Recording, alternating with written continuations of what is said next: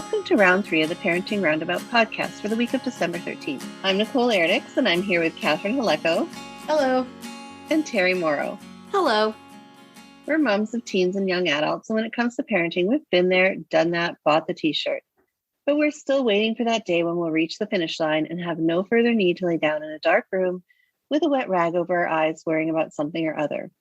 Wednesday is complaint day here on Parenting Roundabout, and today we are complaining about doctors' offices and what we would do to improve the entire experience. Mm-hmm. This was actually inspired by a BuzzFeed article that asked readers to share what they would change about their doctor's offices.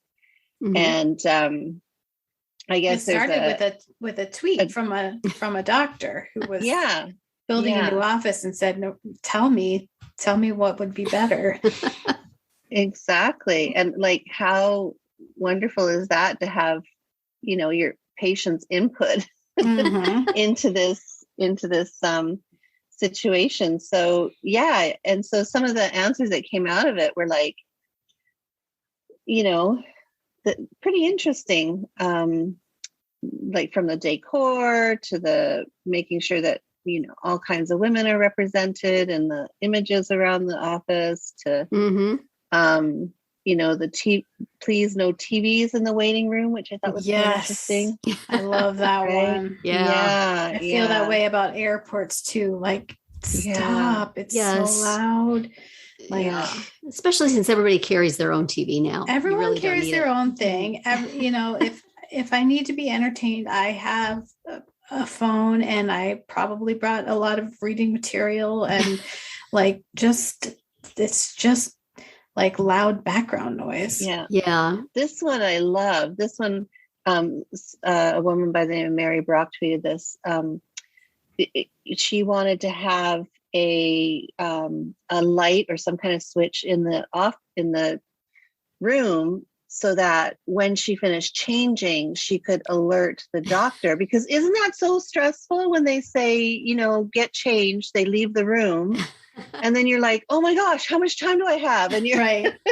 You're hurrying. It's so stressful. And then you're, wanting to make sure that you're all settled before the doctor comes in, because heaven forbid you're caught well, you worry about either being caught in the middle of the action and having to send him away, or you get the gown on real quick, you sit on the table, and then, well, now what do I do? Waiting. Right. Can I go get my phone? I don't have a pocket to put in when he comes in.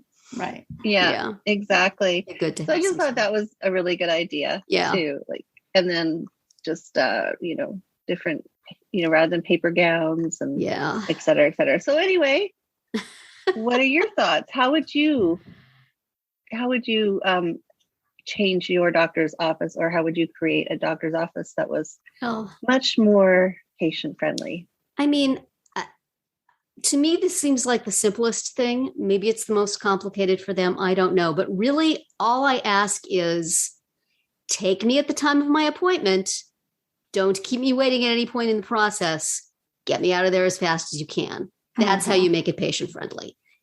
Don't make me sit for 25 minutes in the waiting room past my appointment time, and then leave me sitting in an office or in an examining room for an unspecified period of time. And then it gets ridiculous. It's like, schedule your appointments in such a way that you can take people at the time of their appointment. Then I don't care if there's a TV in the waiting room. I don't care how uncomfortable the gown is.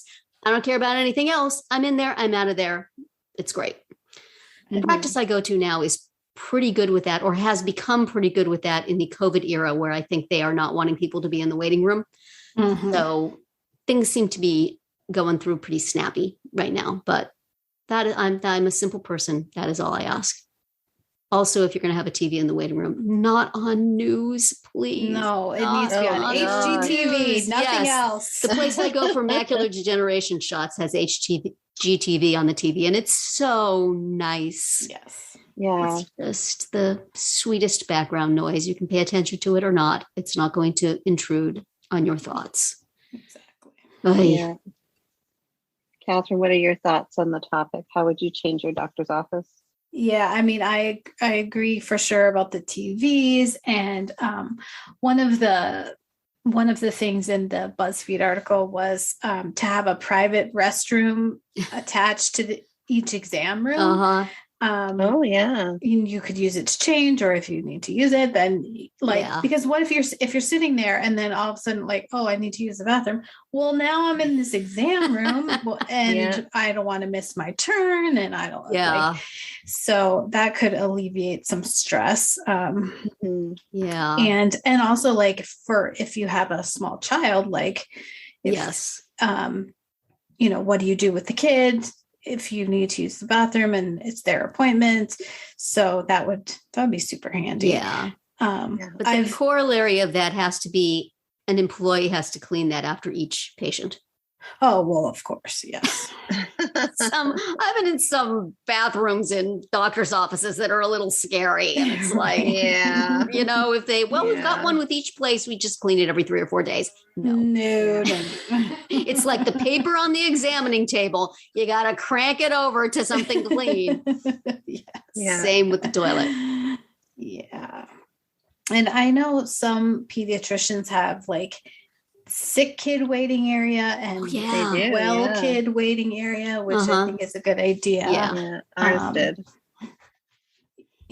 Just because Yeah. if you're in there for a well child visit, you certainly don't want to leave with something Yeah. you didn't bring. But then if you So. take your sick kid into the sick kid waiting room, are you like, well, I'm just going to die? I'm doomed. I am sitting here in a small, In a poorly petri ventilated dish. room full Yes. of germs. I'm getting chicken pox. Yeah. I know. Yeah. Well, I definitely have found too that in this COVID time, some appointments are much more readily handled as telehealth. Yes. Yes, and which that I is love. now a thing. So Yeah. that's Yeah. really, Yeah. I mean, because I have to see a neurologist once a year because I take medicine for headaches, Mhm. and it's Mhm. just like 3 minutes for him to say, how you doing? Everything going Right. okay? And I say yes, and he says, okay, you can have it for another year. And that's the end. Like doing Yeah. it as telehealth is a million times better It than because it's not like there's no real physical exam, like there's nothing. Mhm. So Yeah. I've had a couple of telehealths that should have been a physical exam. And we're just sort of looking at each other like, well, you can't take my blood pressure, can you? And Right. you can't feel my lymph nodes, can you? Well, it's been nice talking to you.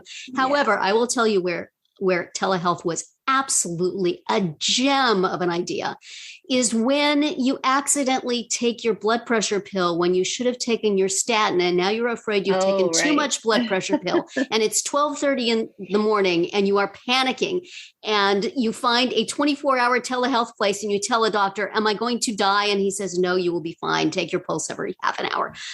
And, and if it gets to this, go to the hospital. So he was very nice, and he didn't need to examine me. He just needed to tell me, lady, people do this all the time. Really, Right. you're going to be fine. And it was such a relief to be able to talk to somebody. Hmm. I'm sorry for the guy who has to be up at midnight comforting, panicking old ladies, but I hope he gets a nice paycheck for it. But still, what a great resource to have. Mhm. I wouldn't have It wanted to have to go to the ER, but I wanted somebody to tell me, probably your heart will not stop. Don't worry about it. Right. I said, should I go to Probably. sleep? Is it okay to go to sleep?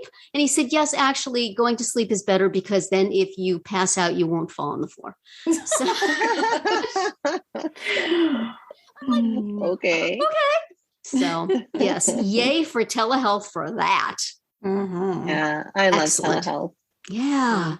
Who knew? Big I mean, telehealth fan. 24-hour telehealth. It's awesome. Yeah. Not Our for them, doctor's but- office now too is doing online check-ins. Mhm. Yes, So we they do that send too. you- Ours too.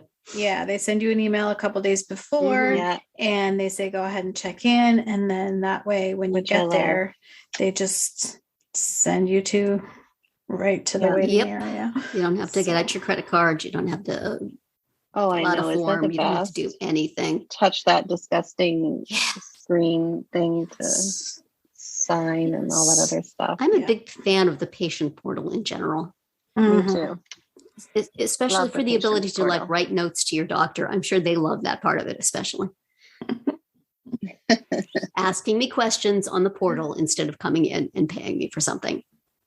But Yeah. it's Yeah. nice. I like There it. you go. Yeah. Sometimes they ignore me, but in general, it's good. Yeah. Yeah, absolutely. Well, so we have plenty of ideas, some of which we're already lucky enough to experience. Doctors, we're happy to consult if you would like to contact us. Our fees are very reasonable. I'm keeping a checklist in the back of my head for my son. Is what I'm doing. Oh, that's right. right. You can influence the next generation. Nicole. Yes. Yes. Love it. Call him Yes. up at 12:30 in the morning and ask him if the pill you took was okay. It'll be fun. He needs to practice. He does. Very good. Well, that's it for today's round 3. Tune in tomorrow when we'll obsess about going to parties, and then on Friday to see what we've come up with for our Roundabout Roundup picks this week. Find all our episodes at parentingroundabout.com and talk back in the comments there, on our Facebook page, or on Twitter, where you'll find us at Roundabout Chat.